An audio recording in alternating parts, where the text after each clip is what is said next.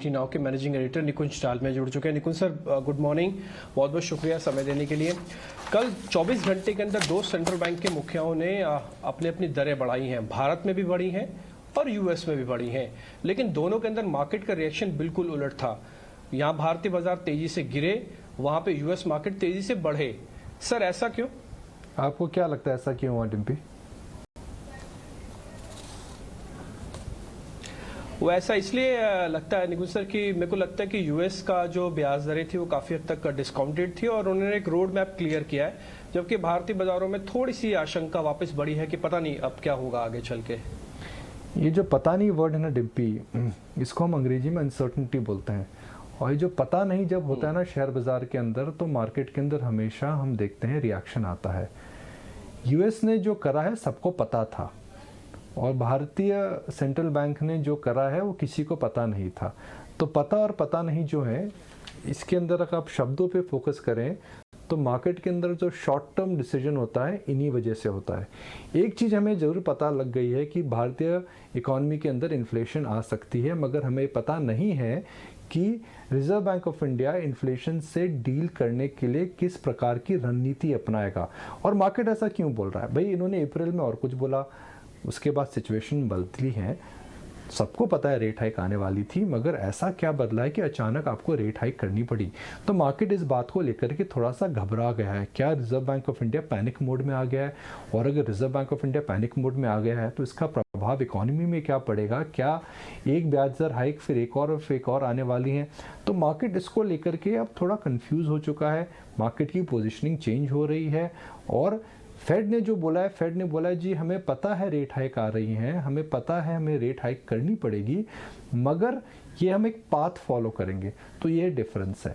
Market में matter नहीं करता है आप हॉकिश हैं या डाविश हैं। मार्केट में जब अनसर्टनिटी और पता नहीं शब्द को लेकर के लोग समझ नहीं पा रहे हैं किस डायरेक्शन में अर्निंग्स हो, इकॉनमी हो या और फैक्टर्स हो, जब वो करते हैं तो मार्केट में अनसर्टनिटी आती है। कल यही हुआ, एक अचानक rate hike. Nobody is asking by Reserve Bank of India increase rates, but अचानक आकर के आपने अप्रैल में क्यों नहीं करा, कल क्यों करा, ये सवाल है। अब आप आगे की रणनीति क्या अपनाएंगे, वहाँ पर फिर वही शब्द पता नहीं। तो ये सब लेकर के हम देख रहे हैं कि दोनों सेंट्रल बैंक हाइक्स को लेकर के मार्केट के अंदर एक डिफ्रेंशिएटेड रिएक्शन क्यों हुआ है। सर हमको तो पता लग गया कि आपने जो बताया कि अभी ऐसा क्यों हुआ, भारतीय बाजार क्यों टूटे और यूएस मार्केट्स क्यों चले। सर एक चीज और पता करनी है आपसे, अब मार्केट के अंदर करना क्या चाहिए?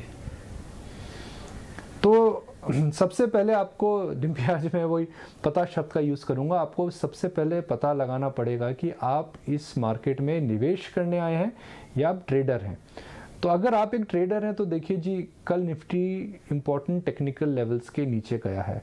6 महीने से राहुल और रुद्रा और हम रोज बात कर रहे हैं कि निफ्टी एक प्रकार की रेंज में रहा है, कभी ऊपर जाता था, कभी नीचे जाता था, कभी ऊपर जाता था, कभी नीचे आता था। कल ही डिसाइसिवली नीचे आ चुका है। तो मोमेंटम, राहुल अगर मैं गलत हूँ तो प्लीज़ मुझे रोकिएगा, मेरे हिसाब से मोमेंटम गिर चुका है। और मार्केट में जब मोमेंटम रिवर्स होता है, एक बड़ी रेंज ब्रेकडाउन होती है, तो यह बोलना कहाँ जाकर के रुकेगी, कितनी गिरेगी, मेरे हिसाब से बहुत मुश्किल है। हालांकि छोटे शॉर्ट लेवल्स में तकनीकी आंकड़े आएंगे, वहाँ से बाउंस ज़रूर मिलेगा, जैसे आज सुबह हमें मिलेगा, मगर डायरेक्शनली मार्केट का जो मोमेंटम है वह इस समय हिल चुका है।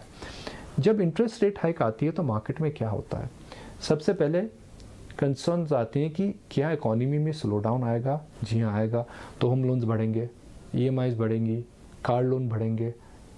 तो इसका सीधा प्रभाव हम देखेंगे कि इन द शॉर्ट टर्म में रियल एस्टेट पर आएगा, ऑटो पर आएगा। मगर फॉर नेक्स्ट 6 to 8 months मुझे लगता है बैंक्स आउट परफॉर्म करेंगे। तो आप पूछेंगे प्रियंका, डिम्पी, मानसी की भाई अगर लोन्स कम होंगे, डिमांड पे असर आएगा, तो बैंक्स क्यों बढ़ेंगे? सिंपल, आपने अगर बैंक से लोन लिया है तो कल की हाइक के बाद अगले कुछ ही दिनों में बैंक्स इंटरेस्ट रेट बढ़ा देगा, होम लोन पे हो, कार लोन पे हो, अगर आपके पास फ्लोटिंग इंटरेस्ट रेट है।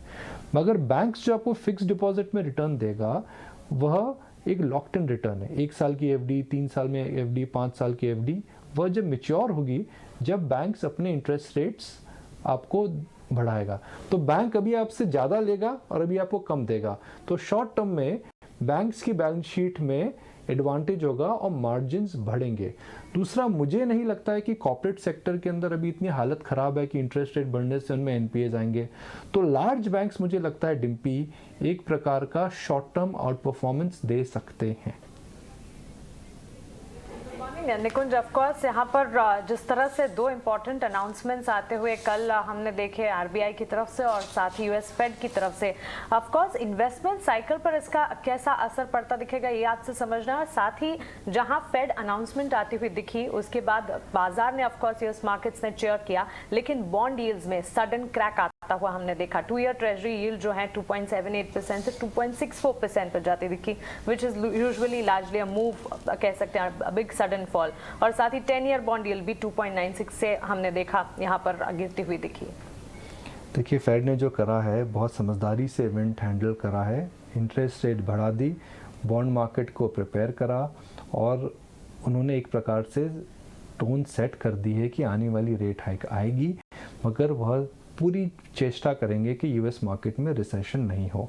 तो वही हम बात कर रहे हैं कि मार्केट हमेशा जब अनसर्टेनिटी और अननोन इवेंट्स आते हैं तो काफ़ी रिएक्शन करता है। जब कंपनियों के नतीजे अच्छे आते हैं अचानक शेयर क्यों बढ़ता है, उम्मीद से अच्छे नतीजे आए। जब कंपनियों के नतीजे खराब आते हैं शेयर क्यों गिरता है, तो आप उम्मीद से खराब नतीजे आए। तो मार्केट हमेशा इवेंट्स और अननोन फैक्टर्स को लेकर के एडजस्ट करता है और जब इवेंट रिस्क आउट हो जाता है तो मार्केट में एक रिलीफ रैली आती है। अब प्रश्न ये होता है कि भाई रिजर्व बैंक ऑफ इंडिया ने डिम्पी जी जो कल करा उसका असर एलआईसी इशू पर क्या पड़ेगा, तो इस बात पे चर्चा कल करेंगे। मगर जी हाँ, एक बार तो सोचना पड़ेगा भैया। चलिए, बिल्कुल एक बार तो सोचना पड़ेगा निकुंज, जिस पर चर्चा आपसे हम करेंगे। कल भी आपका समय लेंगे और अभी तो आज दूसरा दिन है एलआईसी के आईपीओ का, लेकिन फिलहाल समय देने के लिए बहुत बहुत शुक्रिया आपका और ये तकनीकी से समझाने के लिए बहुत बहुत शुक्रिया आपका।